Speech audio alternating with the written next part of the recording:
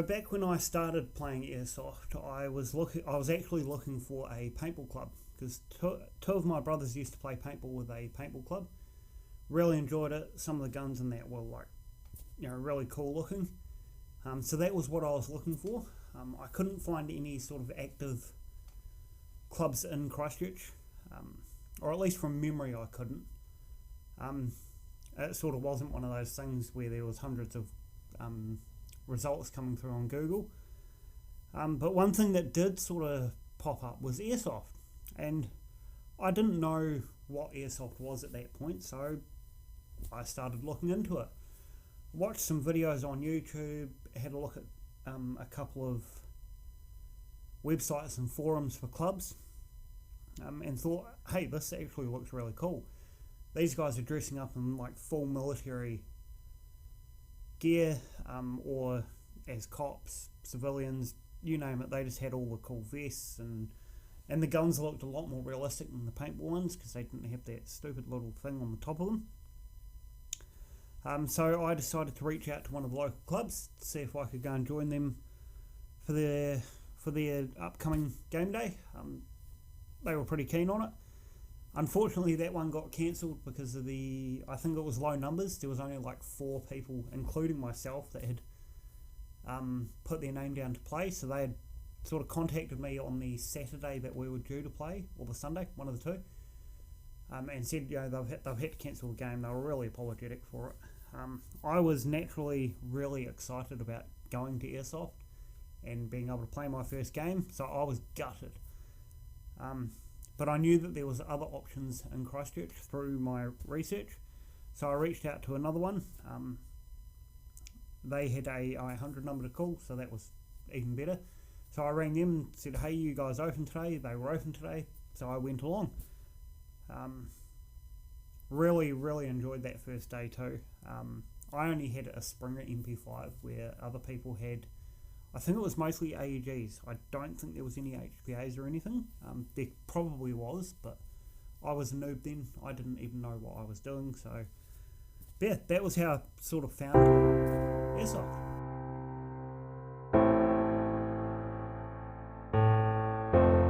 My first impression of Airsoft, probably like a lot of people, was sort of, it's going to hurt a little bit, or what's it going to be like? These, am I going to get wasted, sort of thing. But when I actually got out into the field and actually played the game, it was the complete opposite. There was a lot of other noobs out there as well. People, there was multiple people there on that first day that hadn't played ever before, while there was also seasoned players, people who had been playing for years. So that was pretty cool. BBs themselves didn't actually hurt that much. Sometimes they do hurt, but for the most part, a lot of them don't actually hurt all that much.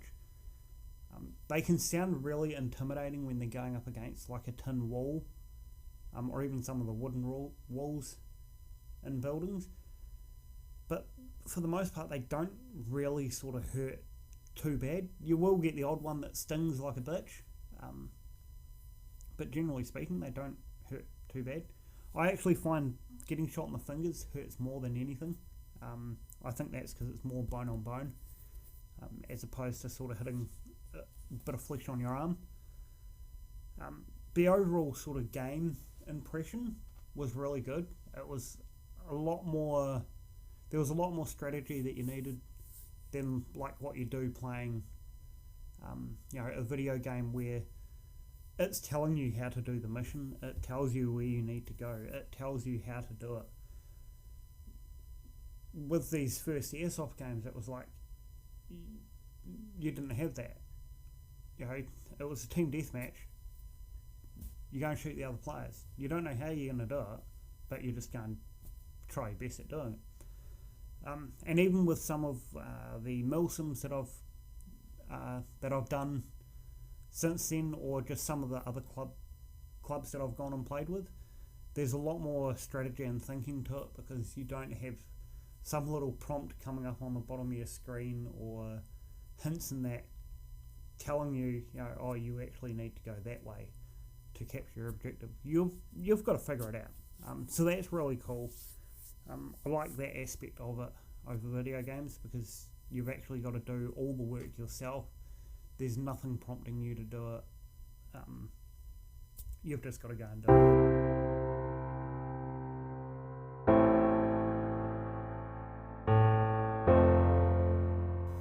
So I've played on probably quite a small number of fields. To be fair, I'm pretty sure there's only a few of them. So I've played at the arena here in Hallswell in Christchurch. I've played with Tag out West Melton on both of their fields. They used to have a really big one, then they had to swap fields next door to a small one, although the small one is still pretty big. So I've played on both of their fields. I've played at the Canterbury Soft Air Group, or CSG field, which is my home club. I've played at Zone 67 numerous times, as you've probably seen in some of the videos. I've also played in Nelson at Armageddon Paintball. That is my absolute favourite field. It's like a little town. It's got a main street and you've got sort of buildings all around, and they're also named, so they've got like churches. I think there's a gas station, a car sales yard, a real estate agent, a bank, I think a hair salon. So there's just like quite a few different sort of little things, which makes it all the more better. I do want to expand the places that I've played a bit more. I know that Ashburton play on a paintball field. I'm really tempted to go and do a day trip down there over the summer. We're coming up summer now. Well, we're in spring or whatever it is. So it's starting to warm up a bit. So I'll probably head down there one weekend and play down there. I do want to also go up to the likes of Auckland, Wellington, Hawke's Bay, and play with those guys as well. I mean, at least from the photos and that I've seen from their events, they look like they've got some pretty awesome fields. I think there's a couple of indoor ones at Auckland that I'd like to try.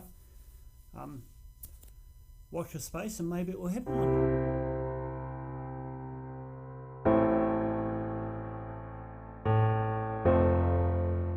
But the thing I like about Airsoft is, I would say, the people, the community, that community feeling that you get from those people. Like the first time that I had turned up at CSG to play, I was instantly just welcomed in. It was like I had been a member for the last 50 years. Anything you need help with, someone's onto it. Someone's going to help you somehow. If they can help you, they will. And even just sort of if your gun breaks down and someone's got a spare gun in their car, they'll just give it to you to use it.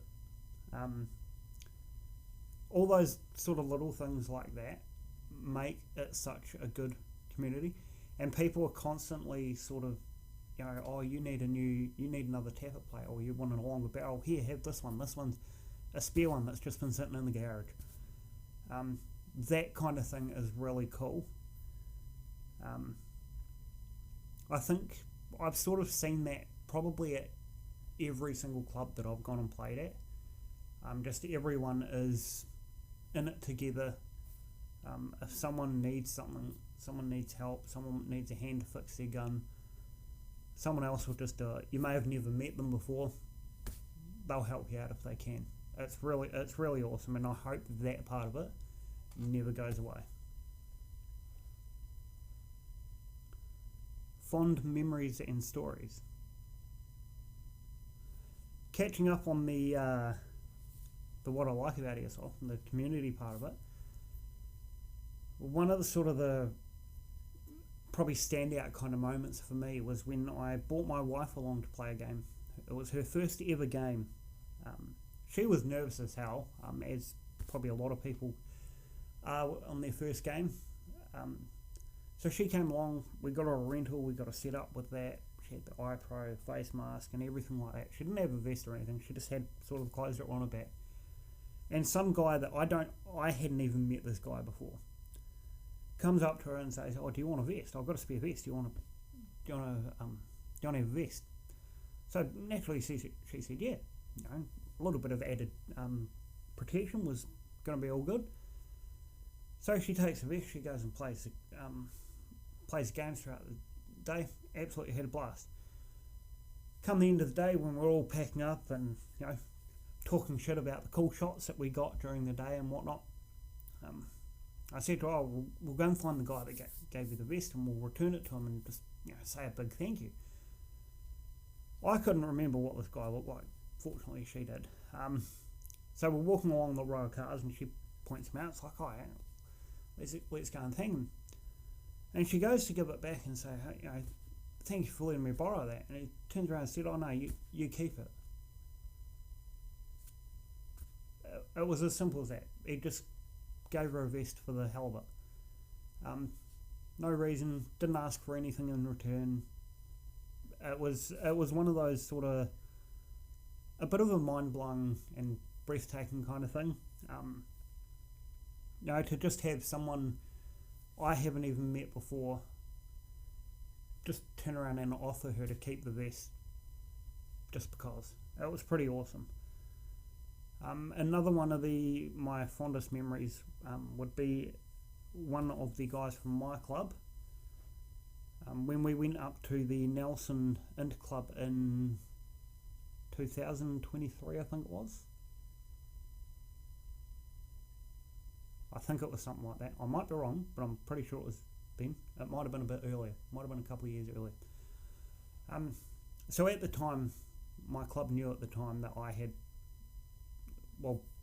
this particular person knew that I had quite a bit going on with my personal life at the time. I'm not going to go into detail of what they were, but he knew all about it. And when I went up to the Nelson Int Club on my own, my wife was going to join me, but she was unable to that year. I was nervous about leaving my wife on her own and that, but all her friends and that had reassured me things will be fine. If I'm needed, they'll call me, but they've got it while I'm away. While I was up in Nelson, this particular person constantly checked in. He'd just come up, put his arm around me and just, "You all good? You all good? How you finding it? You all good? You all good?" Just those little check-ins made that weekend that little bit easier. It was bad enough. I felt bad enough leaving my wife at home. She knew I needed a break. I wanted to do that. But then this guy knew what was going on at home, all the things that we were going through. So to have her friends tell me, "We've got it at home," and then to have this guy sort of just constantly checking in, having my back while I was up there, that was pretty awesome. That's another thing about the awesome community that you get. Most people are pretty damn good people. Thanks for watching my video. I hope you've enjoyed it. Be sure to like and subscribe, and we'll see you in the next one. Just watching.